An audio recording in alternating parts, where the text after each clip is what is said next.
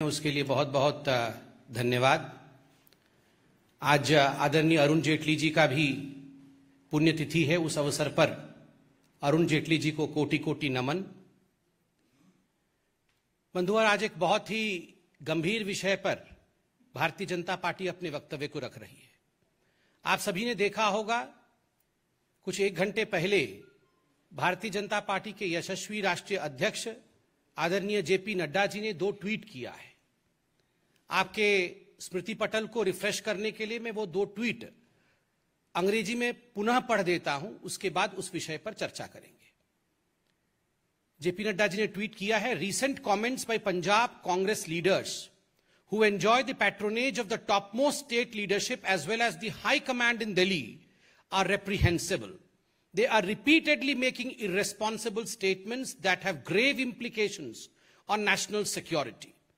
और दूसरे ट्वीट में माननीय अध्यक्ष जी कहते हैं, I would urge the topmost national leadership of the Congress to state clearly whether they support the remarks on Kashmir and Pakistan made by Congress leaders in Punjab. Silence on the matter will be seen as implicit support to such objectionable remarks. मित्रों, आप सभी जानते हैं कि किस प्रकार से पंजाब में कांग्रेस पार्टी में फूट पड़ी हुई है और किस प्रकार से वहां आंतरिक राजनीति हो रही है। वह उनका व्यक्तिगत विषय है, उसमें हमें कोई आपत्ति नहीं है। मगर दुख इस बात का है कि राष्ट्रीय सुरक्षा को लेकर, नेशनल सिक्योरिटी को लेकर जिस प्रकार से कांग्रेस पार्टी और कांग्रेस पार्टी के बड़े नेता समय समय पर खिलवाड़ करते हैं, यह काफी चिंता का विषय है। जो 2 कमेंट आए हैं परसों नवजोत सिंह सिद्धू के एडवाइजर्स द्वारा, वह बहुत ही चिंताजनक है।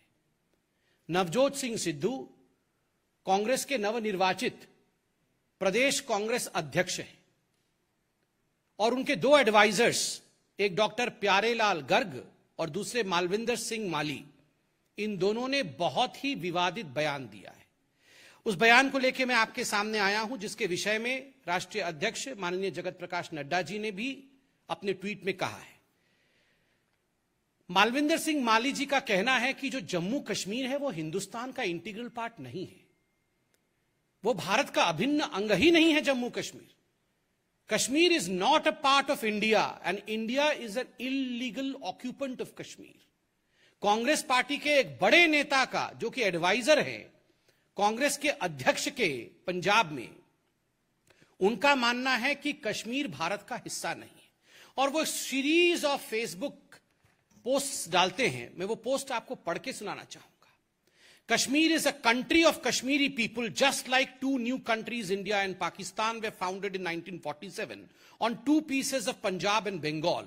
Similarly, on the rules of United Nations Organization, by violating the decisions of Kashmir alliance with India, Kashmir has been divided into 2 parts of the country.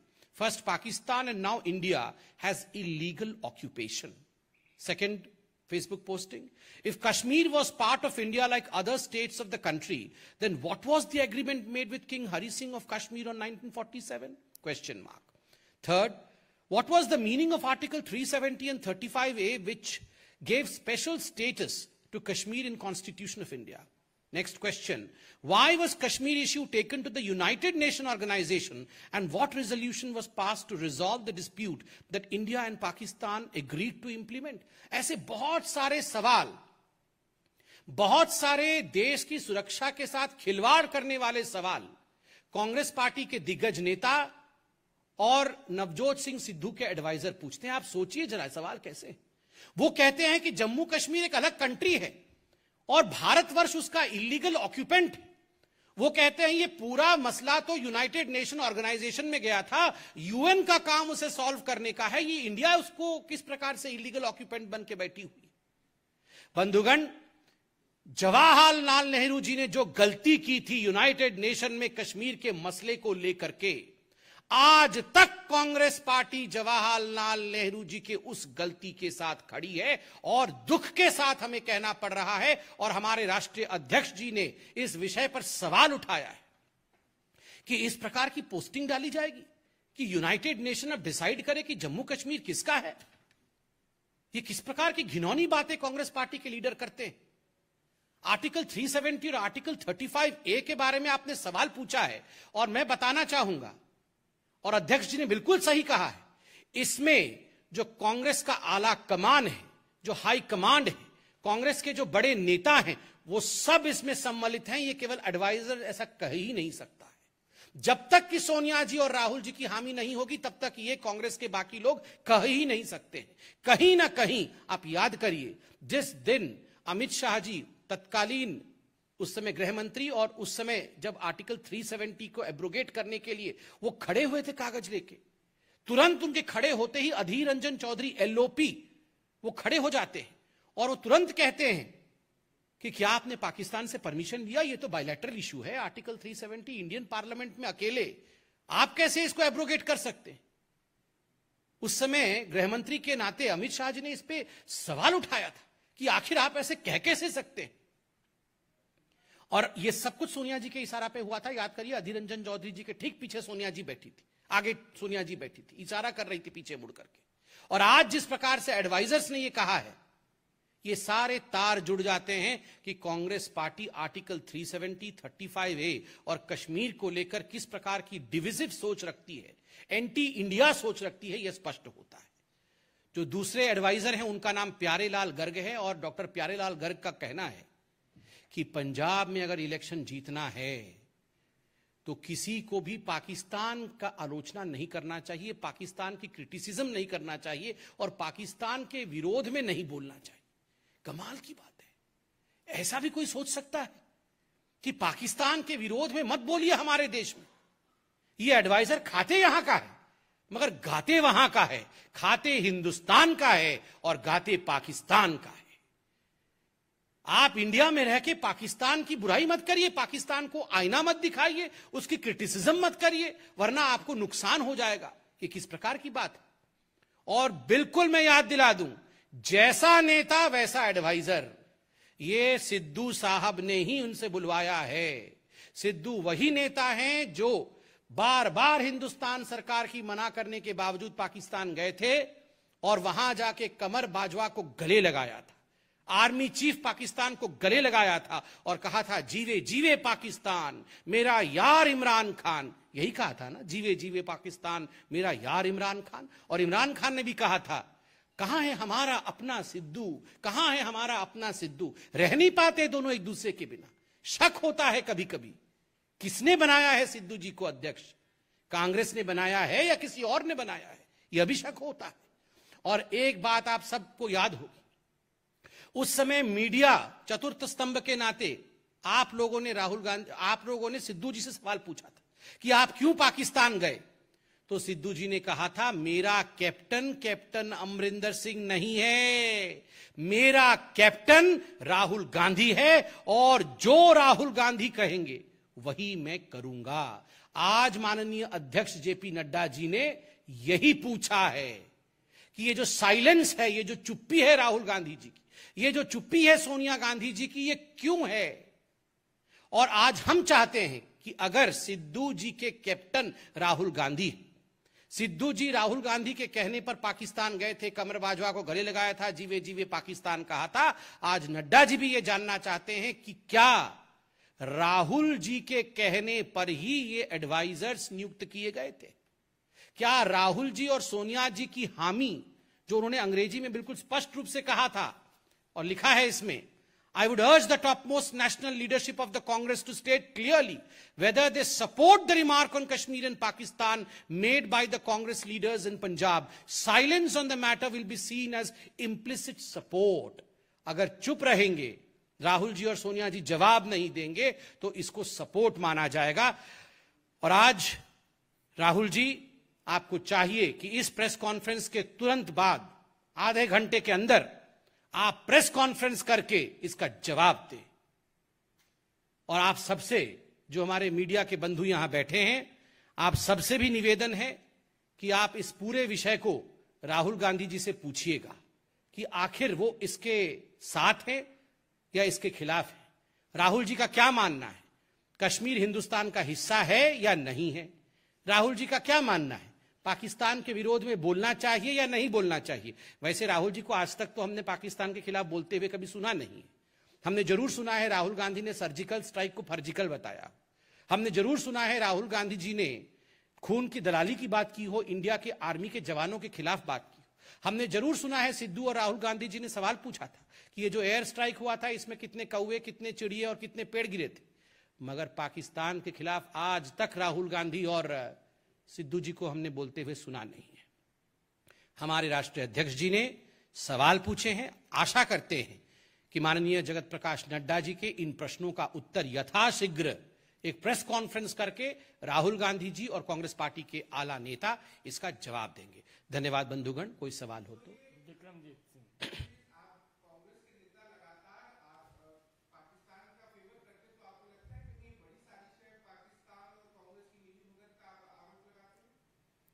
देखिए, once a mistake can be a mistake, twice a mistake may be a coincidence, but a repeated mistake is always a conspiracy, never a coincidence. जब एक ही गलती बार बार हो तो वो conspiracy होती है, वो षड्यंत्र होता है। और हर बार हमने देखा है ये गलतियां जो कांग्रेस पार्टी की हो रही है वो सोची समझी तरीके से, सोचे समझे तरीके से हो रहा है, गलती के रूप में नहीं हो रही।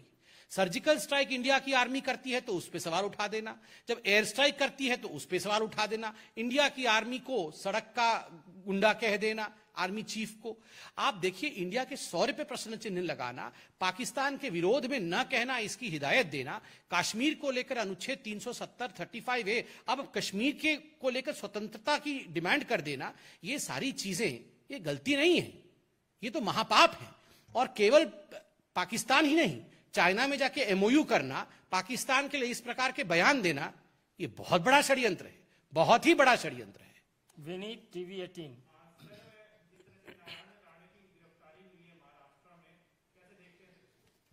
देखिए, जहां तक अभी नारायण राणे जी का विषय टीवी पर हम देख रहे हैं, यह गंभीर मामला है और यह चिंता का विषय है। एक तरह से यह लोकतंत्र का हनन है, लोकतंत्र की हत्या है। कुछ शब्द नारायण राणे जी ने जरूर ऐसे प्रयोग किए होंगे जो मुझे लगता है जिन शब्दों से बचा जा सकता था, किंतु क्या यह टॉलरेंस है? क्या यही कानून है? महाराष्ट्र के कुछ मंत्री बता रहे हैं कानून सर्वोपरि है। भारतीय जनता पार्टी के दफ्तरों के ऊपर पत्थरबाजी करना, लोगों के जान को जोखिम में डालना, क्या यह कानून है? इस प्रकार से एक मंत्री पर 30-30, 40-40 FIR कर देना, क्या यह कानून है? मैं पूछता हूं, आज महाराष्ट्र में अनेकों ऐसे मंत्री हैं, मैं दिखा दूंगा, 42 में से 27 ऐसे मंत्री हैं वर्तमान उनके राज्य में जिनके ऊपर केसेस चल रहे हैं। कितने लोग जेल में हैं?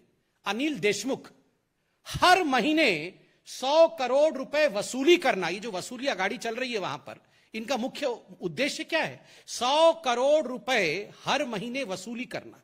ये तो ब्लैक एंड व्हाइट में कागज में छप के आया था, चिट्ठी के रूप में आया था, सुप्रीम कोर्ट तक मामला गया, सुप्रीम कोर्ट में भी अनिल देशमुख को किसी प्रकार की रियायत नहीं मिली।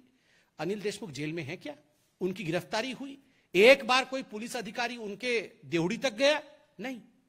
100 करोड़ वसूली करना बिल्कुल ठीक है, उचित है। अनिल परब के खिलाफ ये क्या छपा हुआ है? लोकल अखबार से लेकर राष्ट्रीय अखबारों तक अनिल परब जो उनके इतने बड़े नेता हैं, उनके काले करतूत सब छपे हुए हैं अखबारों में। उसके बावजूद एक दिन पुलिस अनिल परब को गिरफ्तार नहीं करती है, उसके देवड़ी तक नहीं जाती है। और यहां पर एक वक्तव्य के कारण आप एक नेता को, एक सर्वमान्य नेता को इस प्रकार से गिरफ्तार कर लेंगे, उनके साथ इस प्रकार का व्यवहार करेंगे, बहुत दुख का विषय है। और मुझे लगता है आज लोकतंत्र महाराष्ट्र में शर्मसार हुई है। अभी देवेंद्र फडणवीस जी को भी मैं सुन रहा था, बिल्कुल सही कहा उन्होंने। शर्म लगता है सोचते हुए कि ये वही शिवसेना है। सर्जिल इमाम जैसे व्यक्ति जब खड़े होकर भाषण देते हैं और भारत माता के खिलाफ न जाने क्या अनर्गल कहते हैं, एक FIR महाराष्ट्र में नहीं होती है, एक पुलिस कर्मचारी सर्जिल इमाम को पकड़ने के लिए नहीं जाता है, मगर यहां बयान पे आप इस प्रकार का व्यवहार कर रहे हैं। इतना ही नहीं, संजय राउत जी, हर दिन उनके बयान को देखिए, महिलाओं के प्रति किस किस प्रकार के बयान दिए हैं संजय राउत जी की मैं माइक पे ही वो सब बयान दोहरा भी नहीं सकता हूं। क्या एक FIR उनके खिलाफ हो गया? नहीं हुआ। मगर बदले के भाव के साथ जिस प्रकार की राजनीति आज महाराष्ट्र की सरकार कर रही है, ये हिंदुस्तान की जनता देख रही है और हिंदुस्तान की जनता इसकी जवाब देगी। मोहित भट्ट, टाइम्स नाउ।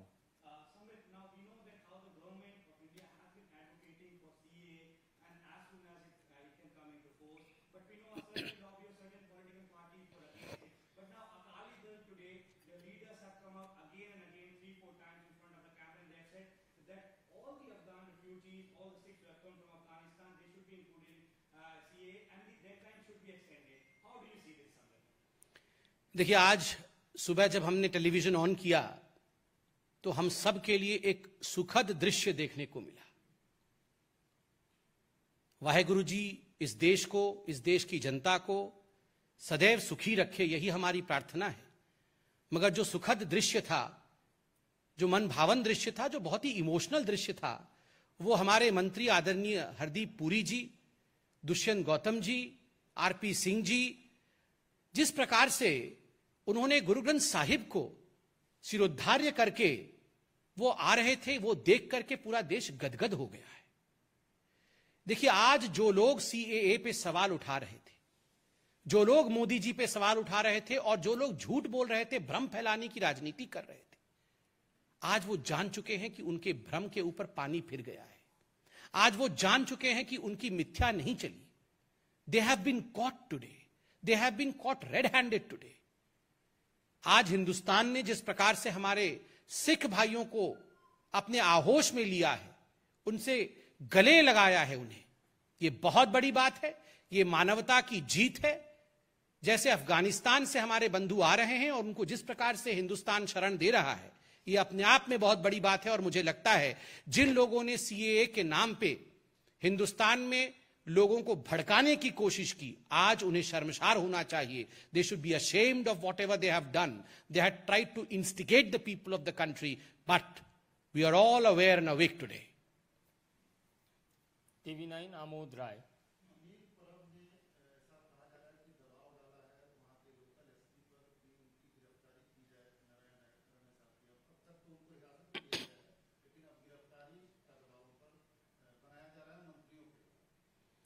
देखिए, अनिल परब हो चाहे अनिल देशमुख हो, एक बात आपको याद रखना है, जो गलत तरीके से दूसरों के लिए गड्ढा खोदता है, उस गड्ढे में खुद वो गिरता है हमेशा। ये संसार का नियम है।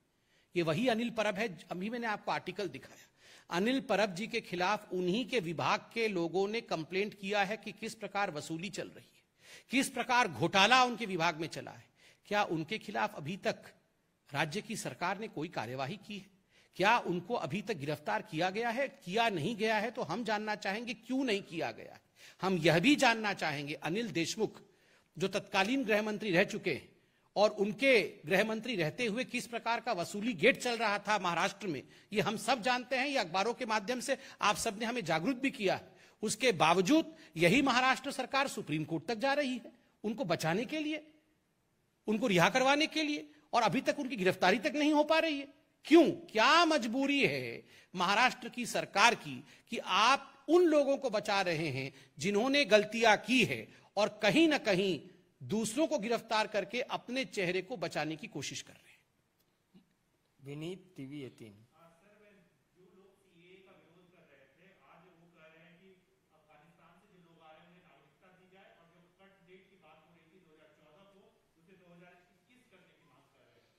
देखिए, अभी सीए पे मैंने जवाब दिया है डिटेल पे, लगता है वही ठीक है। बहुत बहुत धन्यवाद। फिर हम लोग जल्दी ही मिलने वाले हैं।